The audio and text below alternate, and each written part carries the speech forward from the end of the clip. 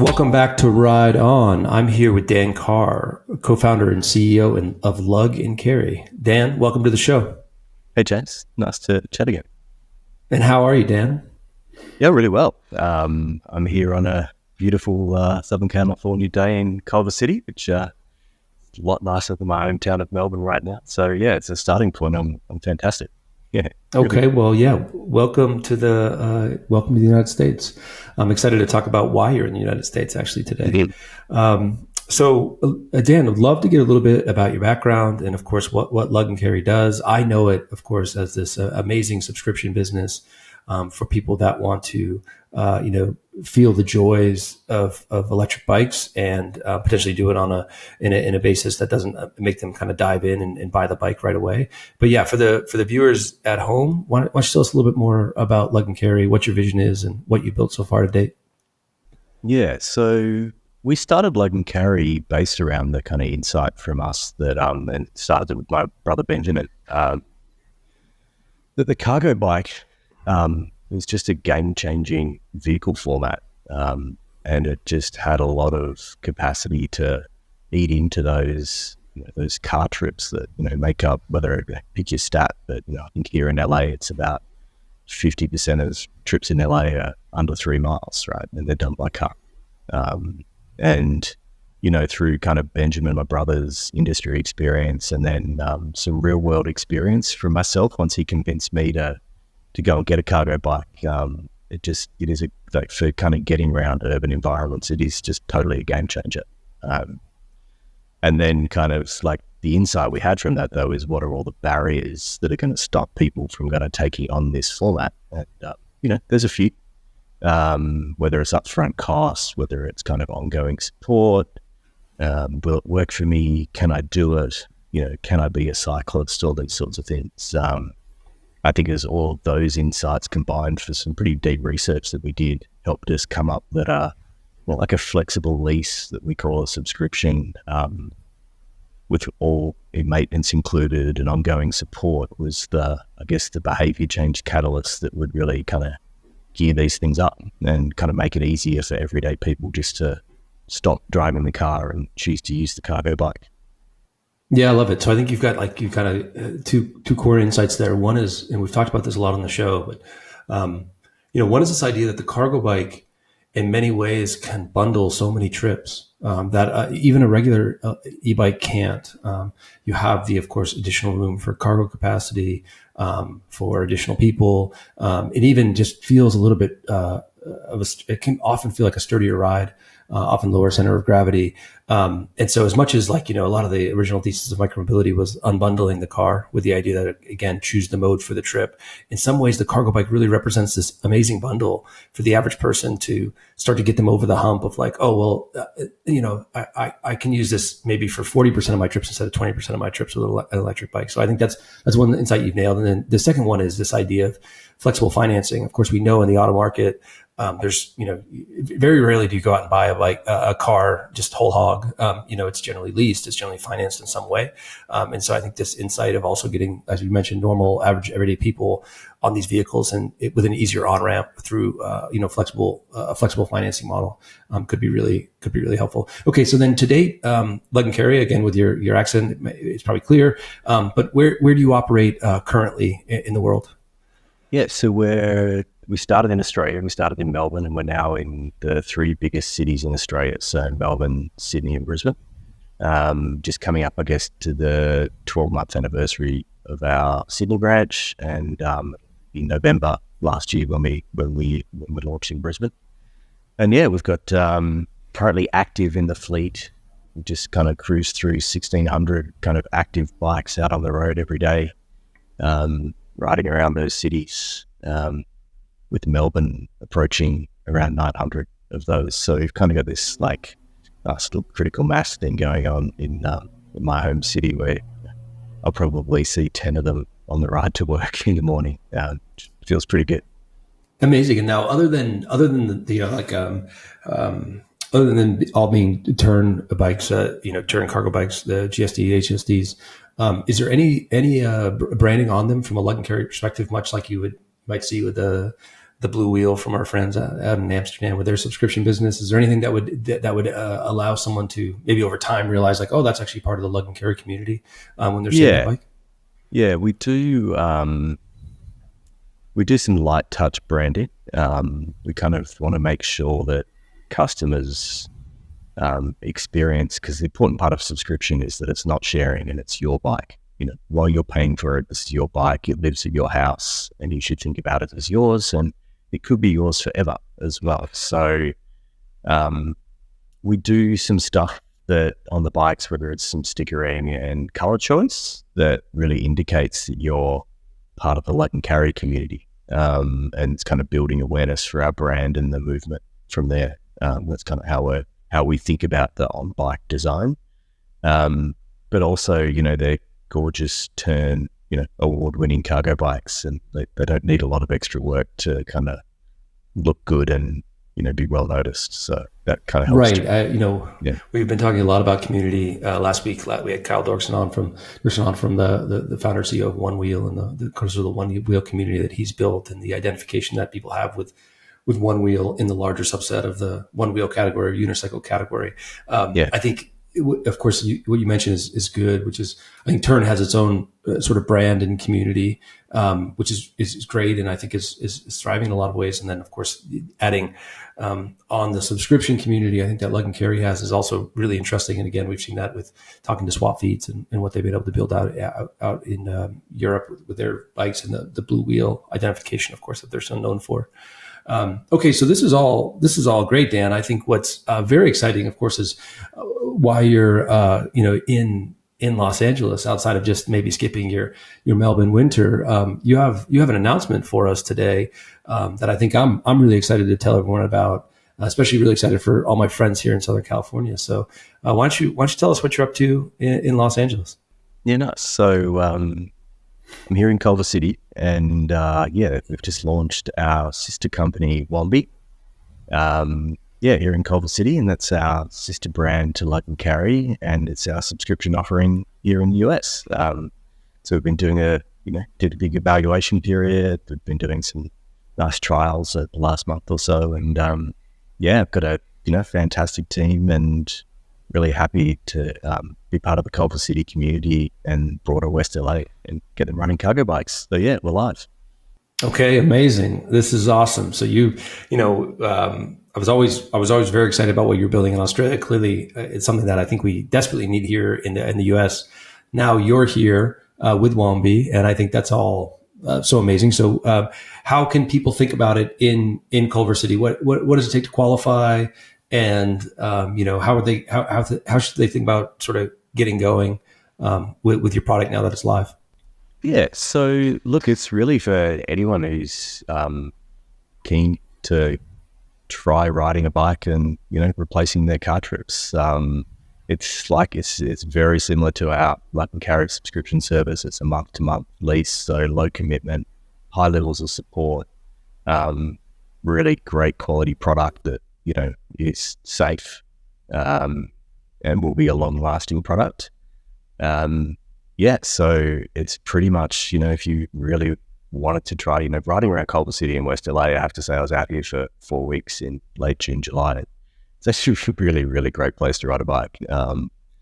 Probably say equal or better than some, places like Sydney, in Australia, and parts of Melbourne. So I'm really, very buoyant about the number of people that can kind of just ditch the car in the morning and ride around in this kind of beautiful weather on some actually pretty nice streets to ride a bike. Yeah, absolutely. So come and see us. Jump on the website, wombi.us, and come and see us. Great. In terms of Culver City specifically, like with kind of anyone that wants to enjoy a cargo bike, I think that's also a target. Are you looking to go after certain types of schools? Again, me personally, I have 3 kids. We're constantly on the cargo bikes with them, constantly now able to go to the beach, go to school. I've seen a massive uptick in Encinitas of people riding cargo bikes to school now. And again, you talk to any parent and it's just like, oh, this has been a game changer. This is a much better way to get to school than basically the SUV line. It's quicker, it's more efficient. You can often just get a much better connection with your child in the morning, on the drop off or the pickup. So I guess I'm angling there. Are you focused on that kind of school ride, and parent and child, or anywhere specific from a customer perspective? We're actually, look, I think it's kind of symptomatic of what's happening with the cargo bike market more generally as awareness of the category builds, but where families are the logical, kind of early adopter, and really specific use case for a cargo bike. But we're increasingly seeing, like we are in Australia and also through our, research and early testing here, is that there is a segment of customer who's like, particularly with the, I guess, the useful format of the Tern, the smaller cargo bikes from Tern that are kind of no bigger than another cargo bike. It's like, why wouldn't I have a bike that can carry more and do more? If I'm getting an electric bike and it's a form of daily transport, it may as well carry more stuff. It may as well help me get to, my gym bag. You can carry my dog or my cat. It can carry all shopping. It can do the hardware store run or the nursery run, all those sorts of things. So what we really liked about the West LA and particularly the Culver City location, I think if I think about kind of, Culver City investing in the infrastructure and actually already a pretty good place to ride a bike, but with a reasonable momentum behind continually improving that. Genuine transport challenges.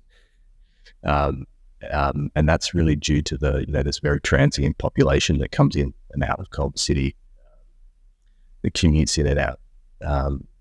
And for those reasons, there's lots of these kind of cargo bike addressable trips being done, whether that be by families or that be by people kind of getting around Culver City when it's difficult to get around Culver City because of that commuting traffic that comes in, or whether it's, coming in from broad other parts of LA into Culver City. So we just see, as a starting point, it had those three things kind of going for it trips.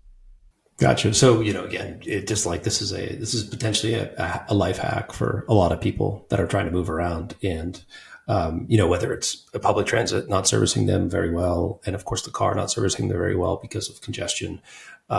This is the magic carpet ride around Culver City, so to speak, that can go almost anywhere. And as you mentioned, Culver City has done some great work on infrastructure that should help if there's safety concerns, which we know comes up with, of course, with parents, but also just with anyone really riding.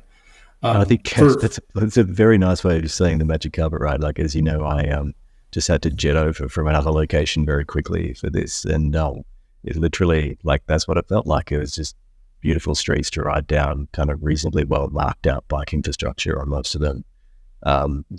Very pleasant way to get around here. 100%. And so in terms of kind of understanding the customer and talking them through the getting going with Wombi, clearly subscription is something that people deal with a lot in their lives in terms of other things, but not necessarily when it comes to a bike. So what is that experience like? What do you want people to do? How do you make that as kind of seamless and as easy as possible? I know clearly you're not just giving them the vehicle of, what you guys are often praised for is customer service, and when something might go wrong, just that peace of mind. So to be curious to give people a sense of like, what does the full, 360 solution look like when someone does join the community and subscribe? Yeah. So I guess kind of at the heart of the company itself is that particularly Benjamin or brothers' experience in behavior change around different forms of transport, particularly public transport, and then kind of broader micromobility. So a lot of that insight and early research is kind of stimulate and support, right? And so kind of, creating category awareness, which is what our marketing activities do, is really important.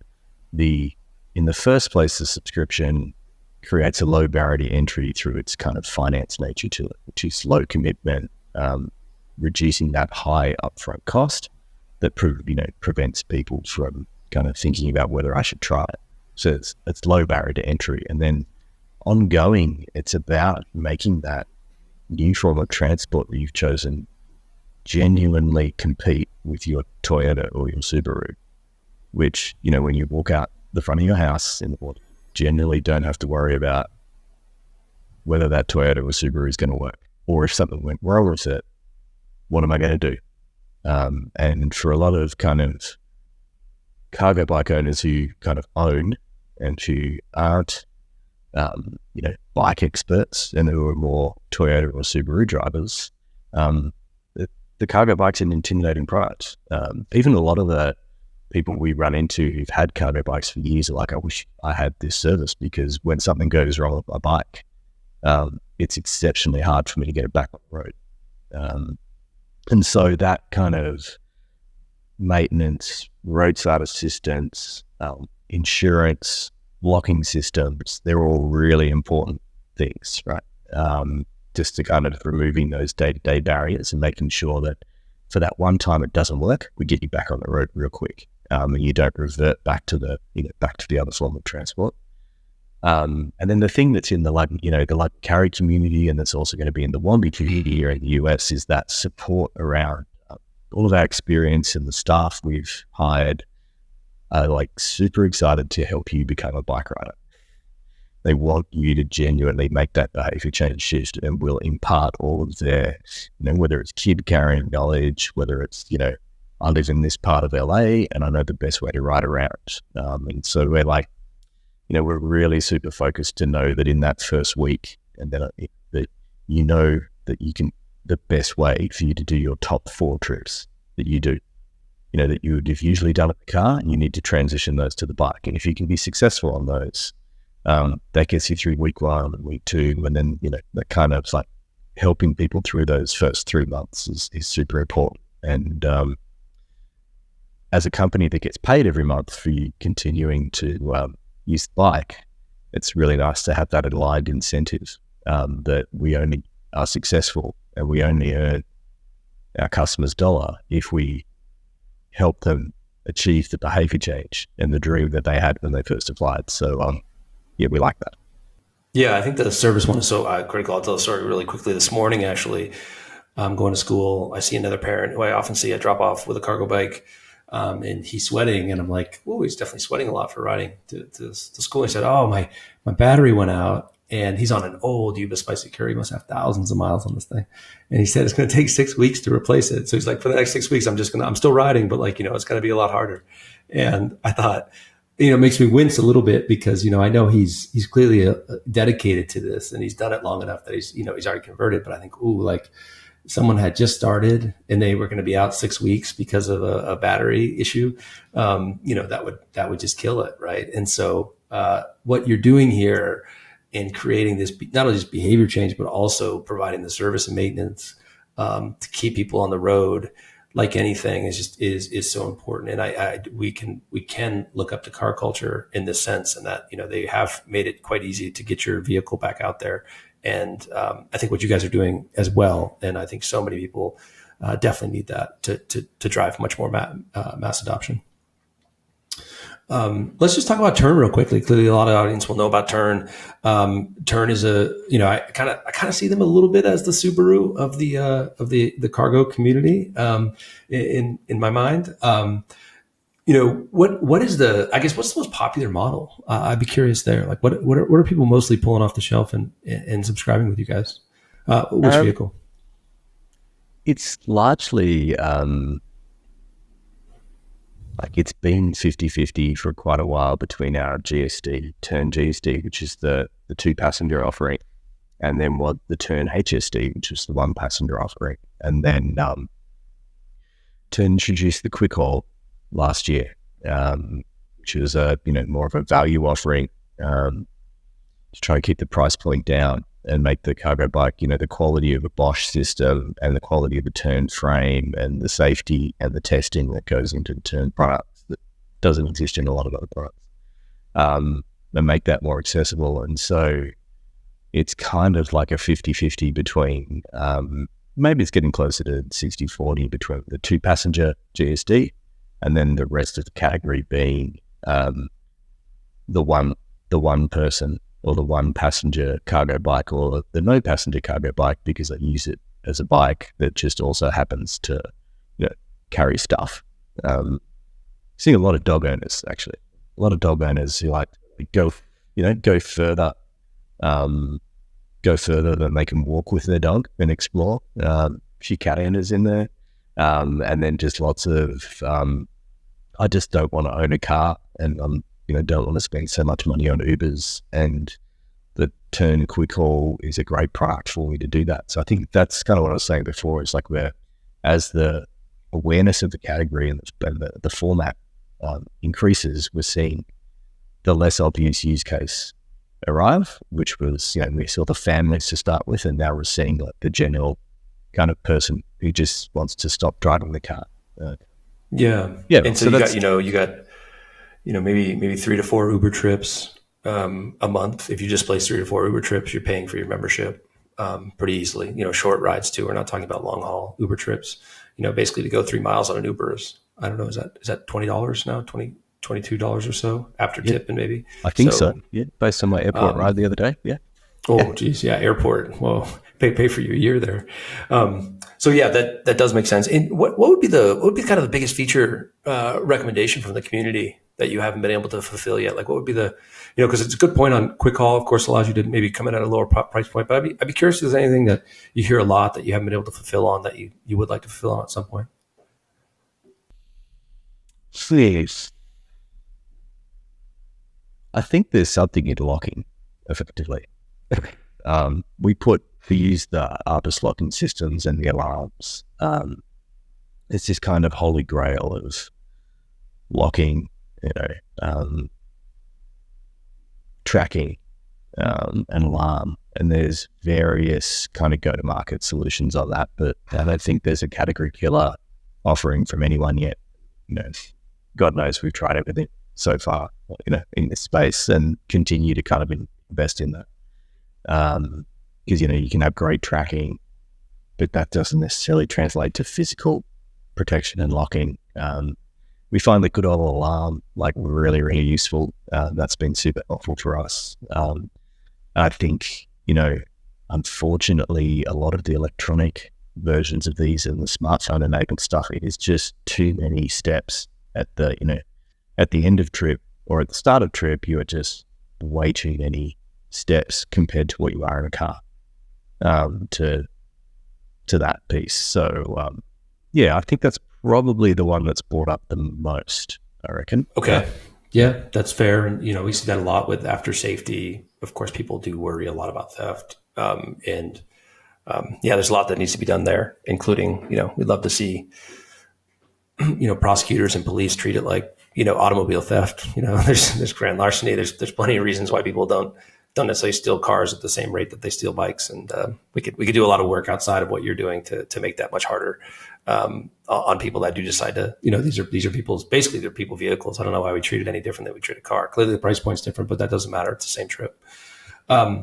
Let's talk about ways to with the subscription model. Of course, it makes me think a lot about what are incentives that can be provided to Wombi users, and of course to you. And I'll give you an example. So at where I go to, I drop my kids off at elementary school. There's about 600 kids. We think currently, and this is pretty high, I think, versus other places in the U.S., but probably more equivalent. Not as much as Europe, but more equivalent to Europe. I think we have about 150 or so people currently walk or ride to school. So roughly 25% of the class is basically ridden in something other than a car. And the data that we looked at in the routes, like basically if we could convert another 125, 150 people to taking a cargo bike, because they probably couldn't walk, probably a little bit too far to walk. Basically there would never be traffic at school pickup or drop off. And if you think about that though, the economic costs and the economic benefits, if you could actually reduce traffic completely, one could be just the safety reasons, right? No, you might never lose a child to injury or death from being run over by a car, which again, it's hard to put a price tag on that, right? That would be huge. And it could do a lot for just psychological improvement, not having to worry about that every day for a parent. But then also real cost, I think it's like 60 to 70% of all drop-off trips result in the parent then needing to go to work. And so you think about like GDP, like, okay, so every day that parent is not late for work, how much does that help that business improve? How much does that help? Of course, the potential, their need for them to speed later, and all that. So there's this like great economic benefit, for instance, in mode conversion at schools. Not to mention all the other trips you mentioned, right? Those people that are taking it just to work, again, they might not arrive at work lately. Do you see incentives, like mass incentives, whether your experience in Australia or now in the US, where you think you can lobby and you think you can get the government to pay attention to this in a way that could actually lead to people, reducing subscription costs by 50%, let's say, because the government's going to incentivize that. Have you seen anything like that happening? I'm just curious if you've done any work on that, because I think there's very real economic benefit that goes beyond just the benefit you're providing to the customer with your service overall.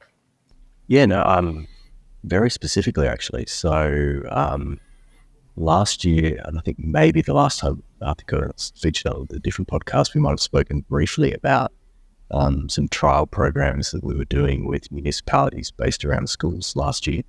And I guess in the first half of 2023, that really ramped up. So we did quite a large program with our original municipality. And then I think we've done 2 more with different municipalities as well, where based around schools, we provide a free month, or they provide a free month for somebody to take one of our bikes and ride to school. And the success of those programs has been amazing. So I think, one of the stats is that 90% of the participants on the bikes were driving to school previously, and only 70% stopped driving to school. Wow. With when they had your vehicle? No, even ongoing afterwards, even when they'd given Amazing. the Nick back, yeah. So you mode shifted them, and that mode shift became permanent, regardless of the subscription.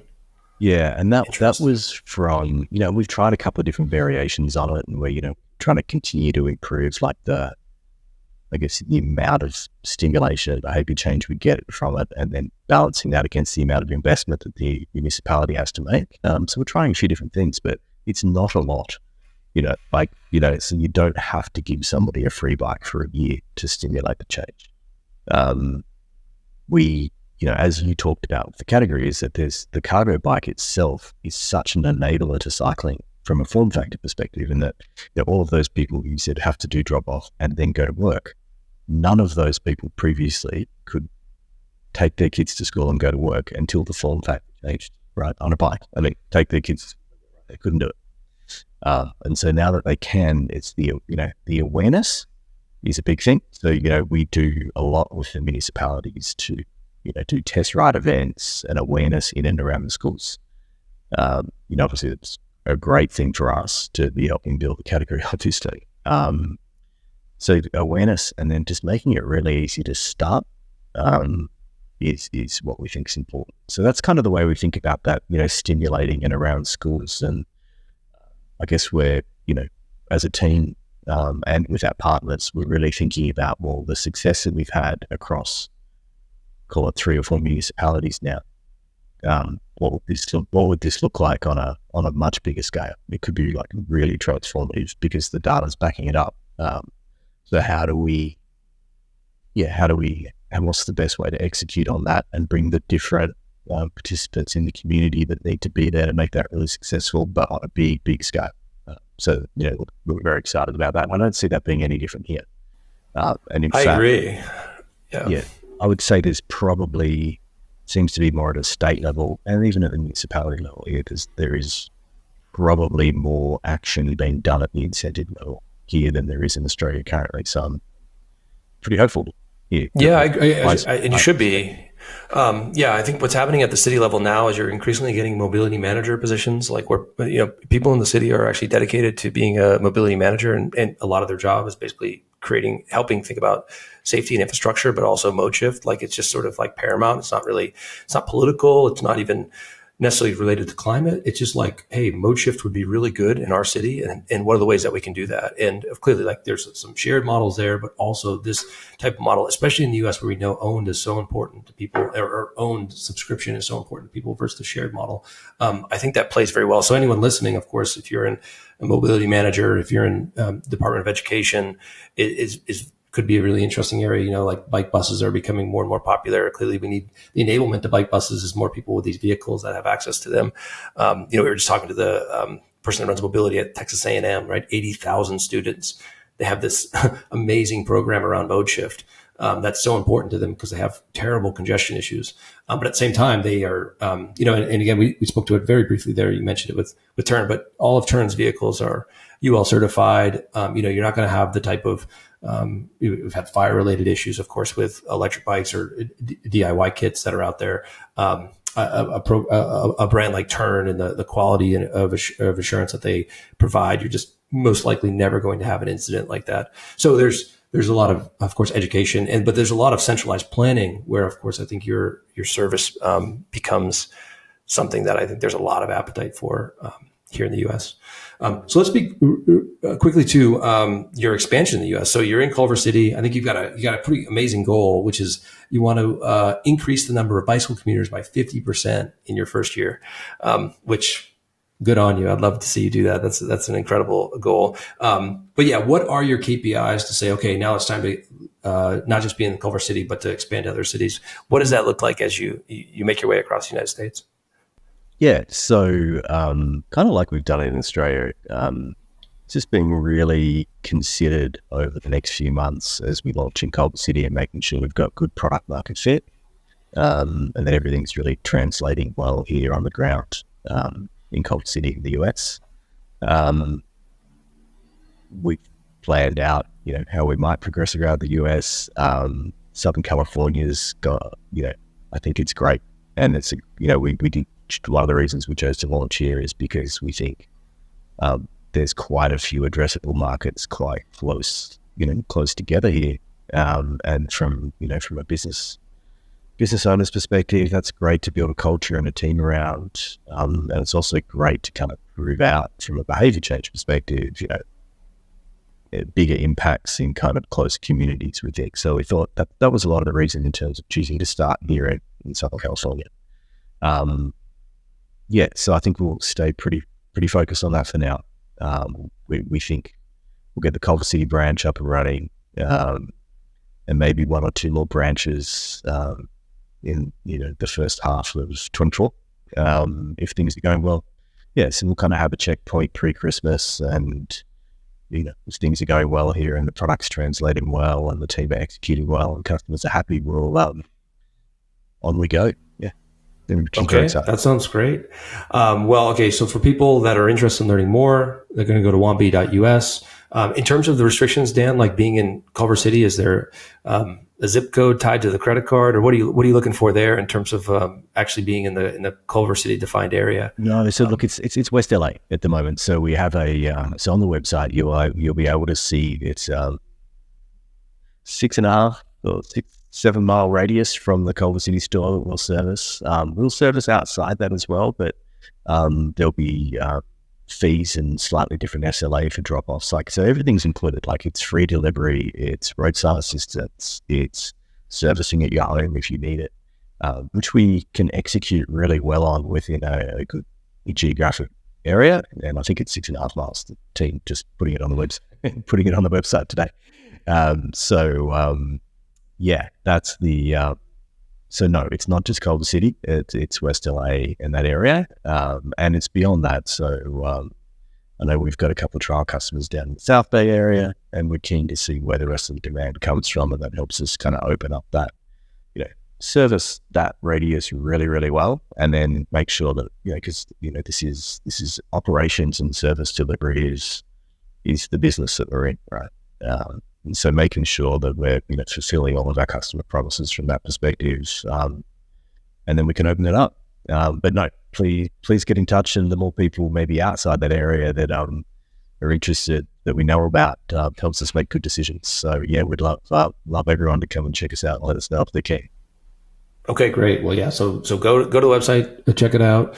If they can't service you right now, it sounds like they will be hopefully in the near to longer term. And again, for a lot of people that want to try a Tern, which I know there's a lot of people out there that are definitely interested in trying a Tern, this is potentially a great way to get your feet wet on one of the Tern models that Dan and his team offer. Okay, Dan. Well, congrats again, and yeah, we're looking forward to seeing you expand and seeing how you change GDP by getting people from A to B better and safer in a more fun way. So thanks for coming on the show. Thanks, Jack. So that was fun. Appreciate Okay, it. see you. See you, man. Bye.